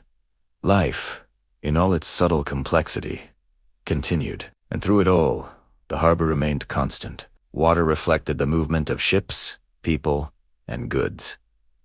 Tides and currents shaped timing and opportunity. Even as the city developed, the natural world remained central, guiding, steady, and patient. Sydney's pulse, its daily rhythm, was inseparable from the harbor that had witnessed its beginnings. Life in early Sydney was not only shaped by labor and survival, it was shaped by the meeting of worlds, by the quiet, uneasy intersections of those who had lived on the land for millennia and those who had arrived across the sea. For the original inhabitants, the arrival of Europeans brought disruption, curiosity, and observation. Settlers didn't see the land's hidden systems, but they shaped how they lived and adapted. Exchange happened first through observation. Convicts, free settlers, and officers watched the movement of local people along the bush and waterways. They observed patterns in fishing, the gathering of shellfish, and seasonal movements through the landscape. These were not formal lessons, nor were they often understood fully, but they influenced where settlers cleared land, planted crops, and sought water. Trade occurred cautiously. There were exchanges of food, tools, and information, often shaped by necessity rather than diplomacy. A fish, a handful of yams, or simple tools could move between communities.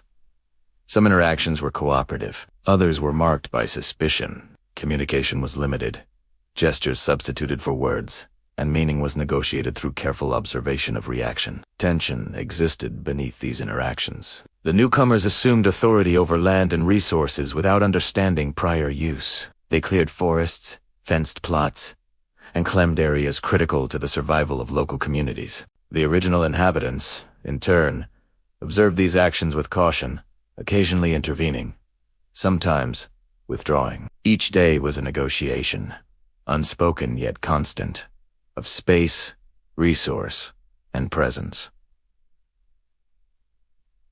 Conflict emerged slowly. It rarely took dramatic form at first. Tools were stolen, paths crossed unexpectedly, and resources, fish traps, small gardens, or freshwater access points were disrupted. Each incident reflected misunderstanding, differing priorities, and the imposition of one worldview over another. The bush, which had always been abundant and flexible, became a contested space, its boundaries rewritten by necessity and imposition.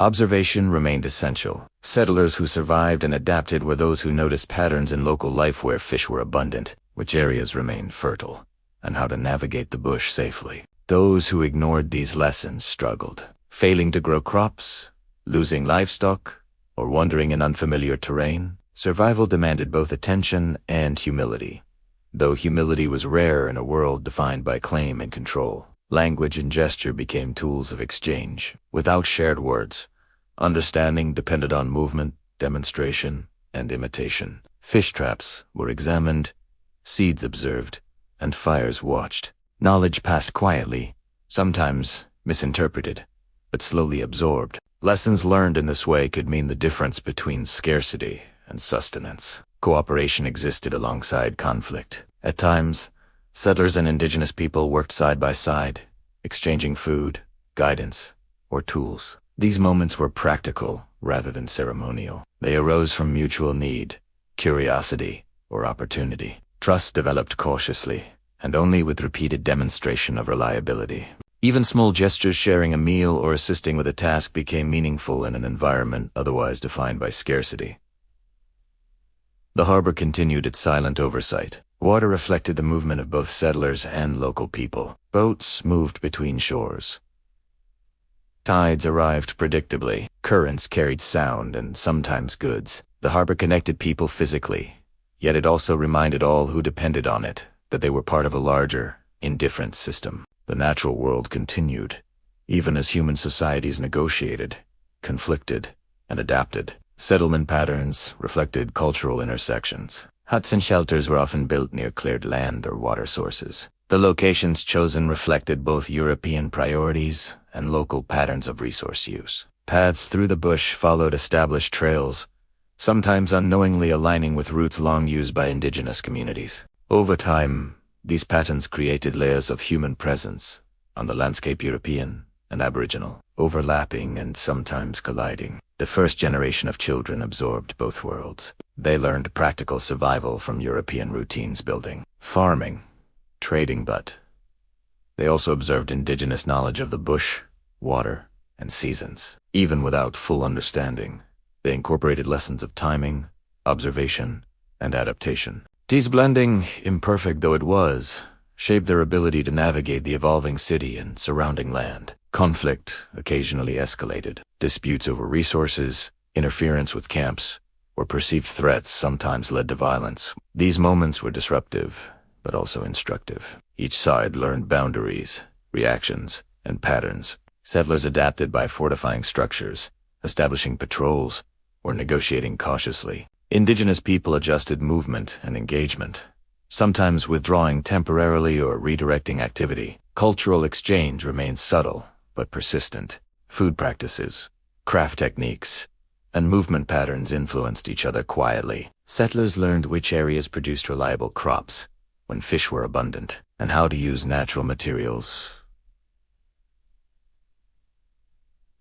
effectively. Indigenous people sometimes adopted small European tools, methods, or items into existing practices. Knowledge moved slowly, often unnoticed, shaping the survival strategies of both groups. The city itself became a space of negotiation. Buildings, streets, and markets were not just physical structures. The placement of huts, the clearing of land, and the flow of commerce reflected decisions made in response to both human presence and environmental factors. Every choice carried consequences, shaping relationships and defining access to resources. Even the smallest routine could carry meaning. Sharing food, observing the tide, clearing a path, or tending a garden were acts that expressed understanding or ignorance of local patterns. Daily life was a continuous negotiation between survival, social order, and the realities of coexistence. Each day, subtle lessons were learned, applied, or forgotten. The harbor remained central.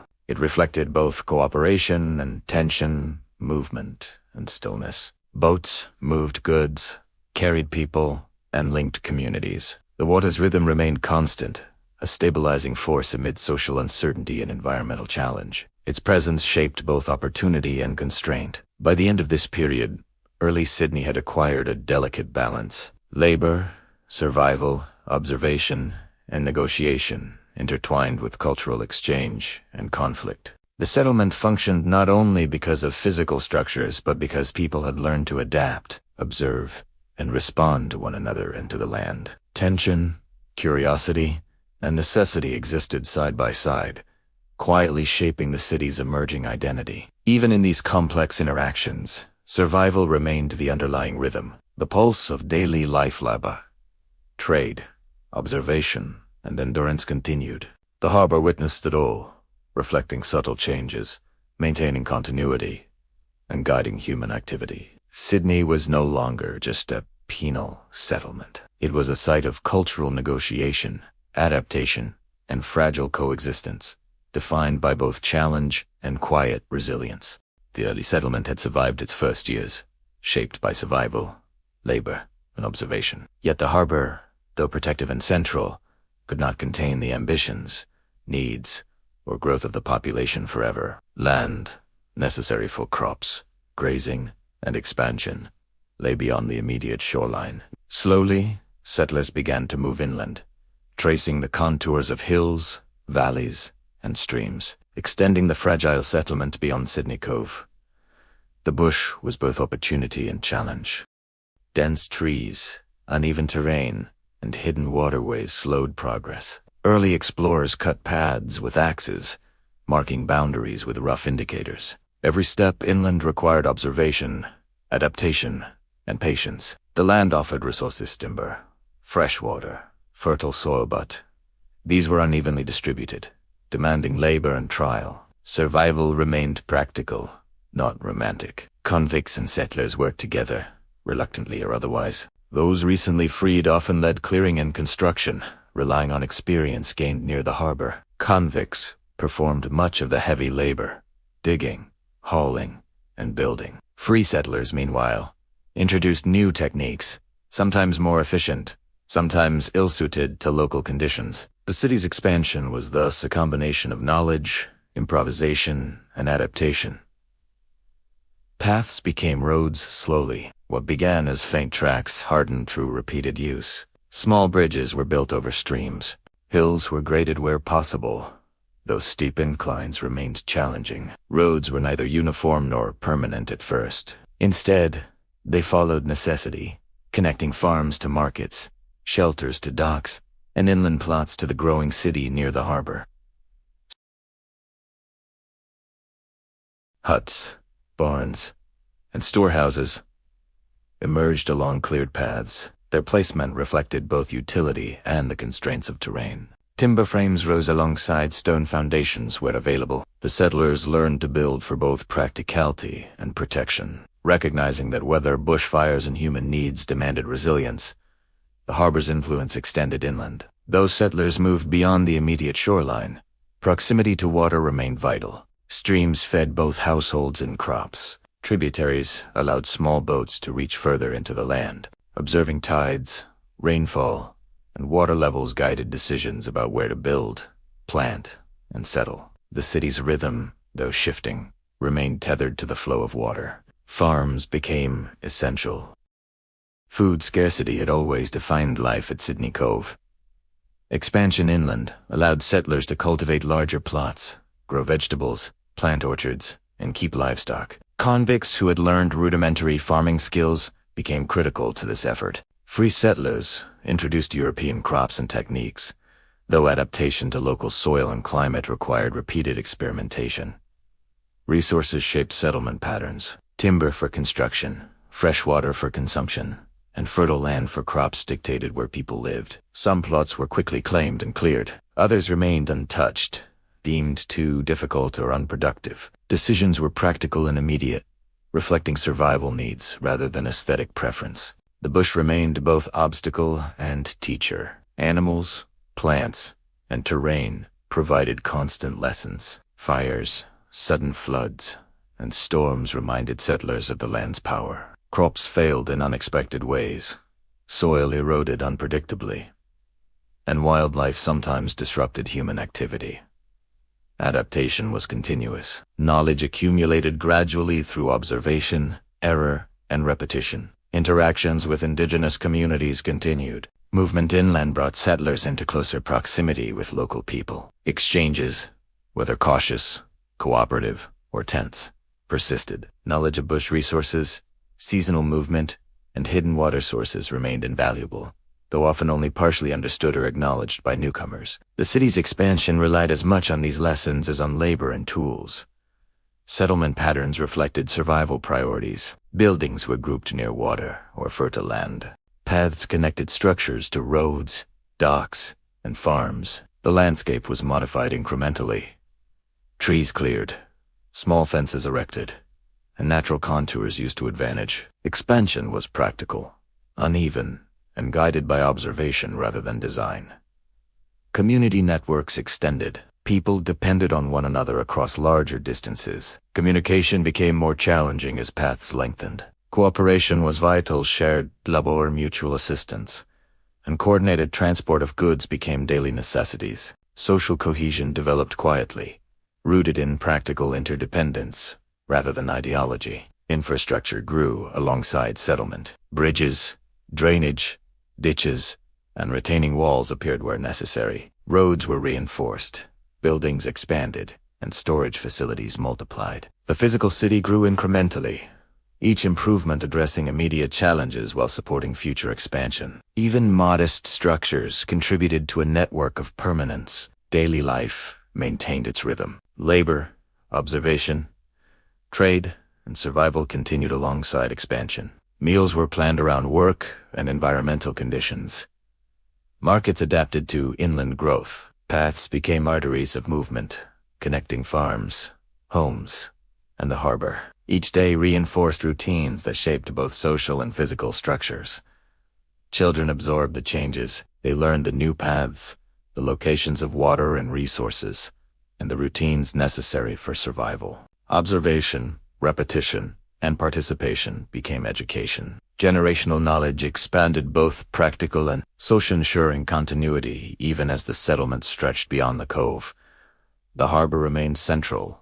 Even as distance increased, it continued to connect the settlement with ships, tides, and trade. Inland movement was coordinated around water sources, and the city's early identity remained linked to the lifeline of the cove. Geography dictated expansion, reminding all that survival was inseparable from understanding the land. By the end of this period, the settlement had transformed. What began as a small cluster of tents and huts near the harbor had extended into the bush.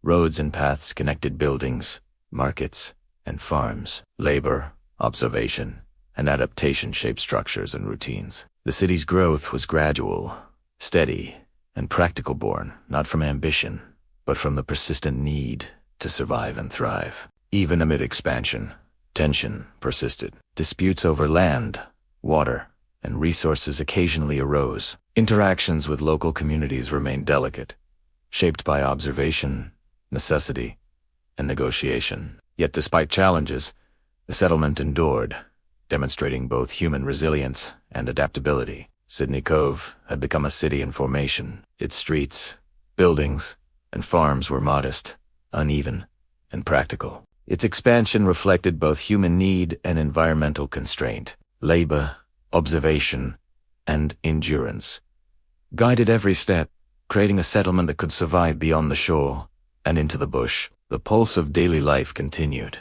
measured in repetition, adaptation, and quiet persistence. And the harbor, patient and constant, remained the city's anchor. It reflected expansion, labor, and survival. It guided the flow of people and goods, marking the rhythm of life, even as the settlement stretched inland. Sydney's transformation beyond the cove was slow, deliberate, and inevitable, a city emerging quietly, shaped by necessity and endurance, yet steadily claiming its place on the land.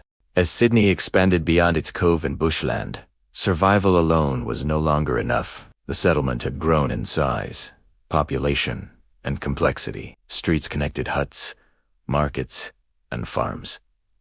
Labor had built a fragile but functioning infrastructure. Trade and daily routines maintained the pulse of life. Yet human society, even in its simplest form, required rules, structures, and authority. Governance emerged quietly, shaped by necessity rather than ceremony or ideology, to maintain order amid increasing challenges. Authority was established incrementally. Initially, the officers appointed by Britain's administration oversaw both convicts and free settlers. They managed work assignments, distributed rations, and enforced rules meant to ensure survival. Punishment existed but was not the sole instrument. Guidance, scheduling, and oversight were equally important. The officers became both administrators and intermediaries, ensuring that daily life could continue in a fragile, unpredictable environment. Rules were practical, not arbitrary. They addressed immediate needs: labor allocation, food distribution, water access, and land use. Compliance was enforced subtly in some cases, more visibly in others. The settlement depended on these rules, for without them, chaos could disrupt not only life, but survival itself. Order was a quiet force, always present, shaping movement, work, and interaction. Courts and disciplinary measures appeared gradually. Disputes over land, resources, or interpersonal conflict required resolution. Officers adjudicated disputes, often relying on precedent, negotiation, and practical judgment. Punishments were administered sparingly but effectively. The goal was not spectacle but stability. Even minor infractions had consequences, reinforcing the framework necessary for a functioning society. Record-keeping became part of governance. Lists of convicts, their work assignments, rations, and punishments were maintained carefully. Property, land allocation, and market transactions were observed and recorded. Though rudimentary, These records created continuity. They allowed administrators to anticipate needs, coordinate labor, and track resources. Governance relied on observation and documentation as much as authority. The harbor shaped administrative decisions. Waterways dictated settlement patterns, movement of supplies, and trade routes. Officers monitored tides, shipping schedules, and docking procedures. Control over the harbor meant control over much of the settlement's activity. Even governance, which might seem abstract, was tied directly to geography, labor, and survival.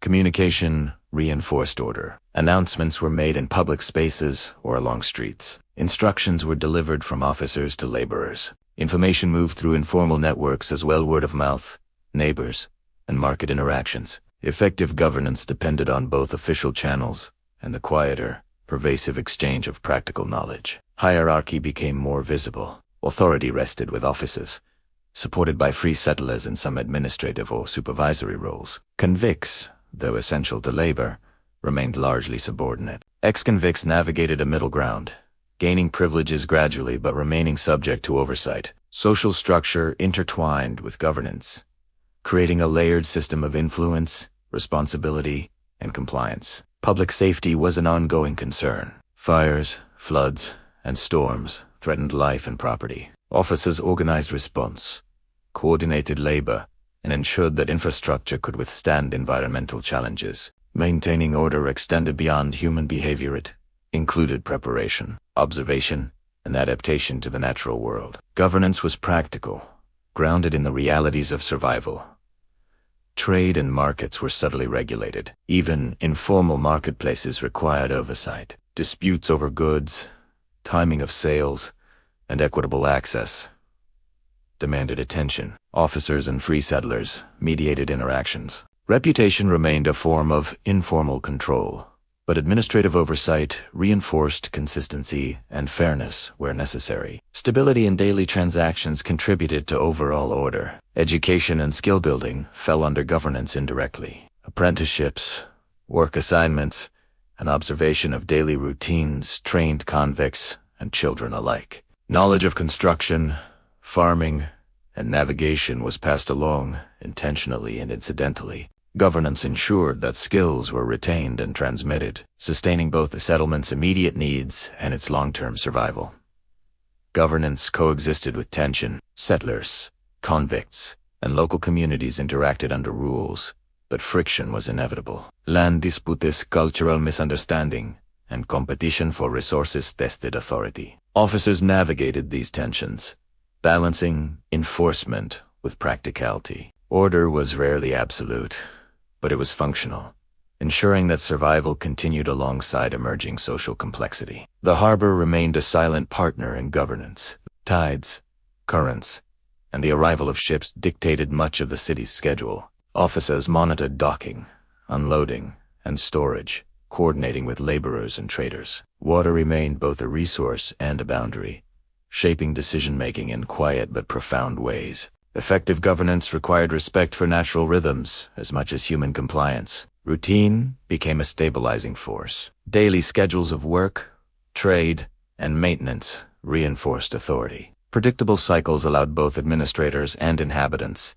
to anticipate needs, distribute labor, and ensure survival. Governance was therefore inseparable from the pulse of daily life. Not imposed violently, but integrated into the rhythms that had sustained the settlement for years. The first streets, markets, and buildings were now embedded in the framework of authority. Structures were maintained, paths reinforced, and resources monitored. Labor was coordinated with oversight. Even as people moved, built, and traded, they did so within the parameters set by governance. The city's physical and social structures became interdependent, each reinforcing the other. Children and the next generation learned through observation and routine. They witnessed authority, negotiation, and compliance in action. They saw both enforcement and cooperation, punishment and reward. In this subtle manner, governance became part of the culture of Sydney. Knowledge of rules, social hierarchy, and expectations was absorbed quietly, embedded in daily life. By the end of this period, Sydney was no longer merely a collection of huts and paths. It was a functioning city, guided by labor, observation, survival, and authority. Governance provided structure, coordination, and continuity. It ensured that the fragile settlement could endure environmental challenges, social complexity, and human ambition. The harbor continued its patient oversight. It reflected the growth of structures, the movement of people, and the rhythm of work and trade. Even as governance shaped human life, the water remained indifferent, guiding action through tides, transport, and connection. The city had matured quietly, but inevitably, under both human effort and natural constancy. Sydney had survived its first decades. Labor, markets, cultural negotiation, expansion, and governance had combined to produce a settlement that could endure. Streets were functional, buildings practical, trade was ongoing, and authority maintained order. Life continued, steady and quiet, shaped by observation,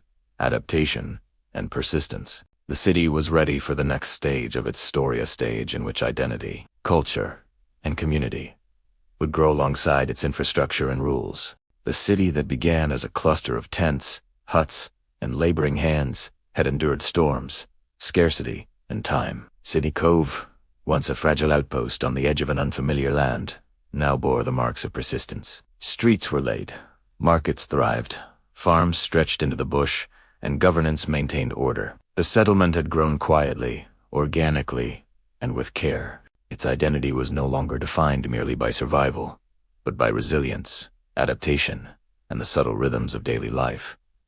Infrastructure had transformed. Wooden huts and stone shelters had multiplied, evolving into more permanent dwellings. Roads connected distant plots, winding through hills and along streams, linking inland farms to docks and markets. Bridges crossed, creeks, wells ensured water supply, and public spaces emerged naturally where paths converged. The physical city had grown in layers, each new structure built atop the lessons of the last. Labor, once coerced, now blended with voluntary work. Ex-convicts, free settlers, and those born in the colony contributed to the ongoing growth. Skills honed over years: construction, farming, navigation, and trade were applied with care and observation. Each contribution reinforced the city's endurance. Even routine tasks, repeated daily, became the foundation upon which permanence rested. Trade and markets had become the heart of community, the pulse of daily life, exchanging goods, sharing resources, and maintaining routines connected people beyond immediate households. Markets were modest but functional, anchored by necessity and reinforced by trust. Social bonds formed quietly through cooperation, negotiation, and shared labor. Commerce had become more than survival. It was a means of shaping identity, interaction, and cohesion. Cultural exchange remained a subtle force. The arrival of new settlers continued to bring ideas, skills, and techniques, but the presence of indigenous communities persisted in influencing daily life. Knowledge of the land, seasonal patterns, and resource management shaped farming, construction, and movement. Though tensions remained, quiet lessons passed between communities, forming a complex and nuanced foundation for coexistence. Governance stabilized the growing city. Officers and administrators oversaw work, maintained order, and arbitrated disputes. Rules had become integrated into daily life, reinforcing social hierarchies and expectations. Governance extended beyond enforcement. It encompassed coordination, observation, and preparation for environmental challenges. Authority became a subtle framework within which survival, trade, and community could flourish. The harbor remained the city's lifeblood. Ships continued to arrive and depart, carrying goods, news, and newcomers. Tides and currents guided labor, transportation, and timing of trade. The water reflected the life of the settlement, indifferent yet essential. Even as streets and farms expanded inland, the harbor remained central, shaping both opportunity and routine. Education and knowledge passed quietly. Children observed adults at work, watched interactions at markets, and learned the patterns of governance and survival. Skills, social norms, and cultural understanding were absorbed through repetition and participation. This generational transmission ensured that the settlement's endurance was not accidental but cultivated. Daily life retained its subtle rhythm. Labor, trade, observation, and adaptation continued alongside moments of rest, leisure, and reflection. Life was not extraordinary in spectacle, but rich in consistency. The city's heartbeat was measured in these small, persistent actions, shaping the collective identity of its inhabitants. Tension and negotiation remained part of existence. Disputes over land, water, and resources persisted quietly. Interactions with indigenous communities required observation and diplomacy. Scarcity, weather, and environmental constraints influenced decisions and social behavior. Yet even these challenges reinforced resilience, teaching lessons that became embedded in the culture of the city. The city's identity emerged from layered experiences, from convict labor to free settlers' ambition, from indigenous guidance to environmental adaptation. Every influence left a mark. Streets, buildings, farms, and marketplaces were physical manifestations of human persistence. Governance, cooperation, and cultural negotiation created the social framework that made endurance possible. Expansion continued naturally. New arrivals found pathways, structures, and routines to guide their integration. Streets extended into previously unclaimed land. Farms and orchards spread into fertile valleys. Markets grew, governance adapted, and the pulse of daily life expanded alongside physical structures. Growth was measured, functional, and informed by experience rather than abstract vision. The harbor reflected all these changes. Water mirrored construction, trade, and movement, remaining constant as the city evolved. Its rhythm shaped timing, transportation, and opportunity. The natural world, steady and patient,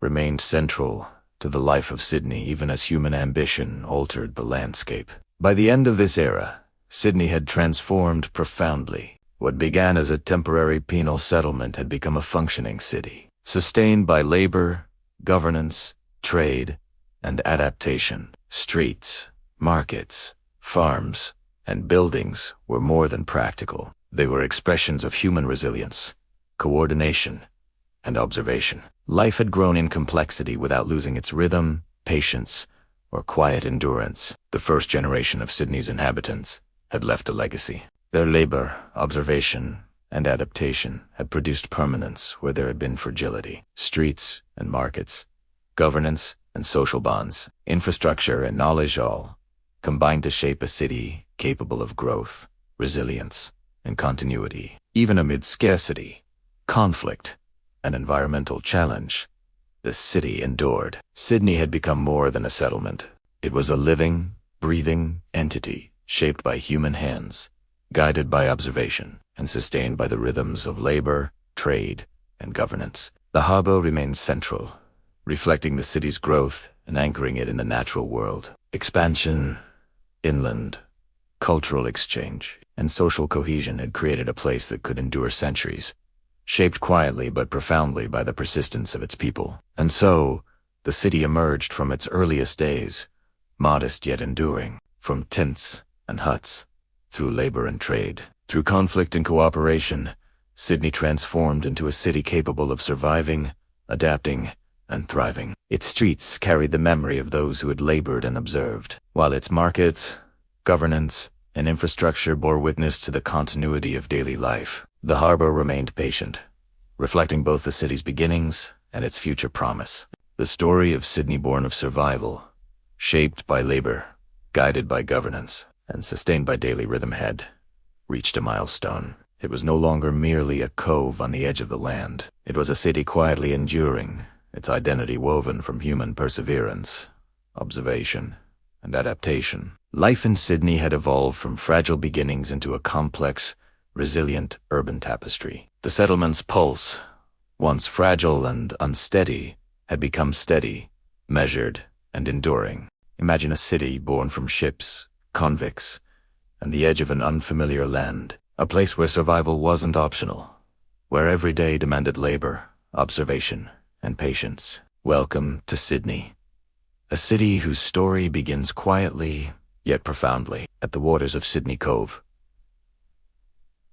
Hello and welcome, friends. I am so glad you've joined us today to explore the earliest days of one of the world's most fascinating cities. From the arrival of the first fleet to the first streets, markets, and the rhythms of daily life. We'll journey together through centuries of human endurance, adaptation, and quiet resilience. Before we begin, make sure to subscribe to the channel and hit the notification bell so you never miss another story of history, discovery, and reflection. Your support helps us bring these tales to life, one calm, captivating narration at a time. Now, take a deep breath, settle in, and let us travel back to a time when Sydney was just beginning to emerge, a place shaped by the harbor, the land, and the people who dared to live here.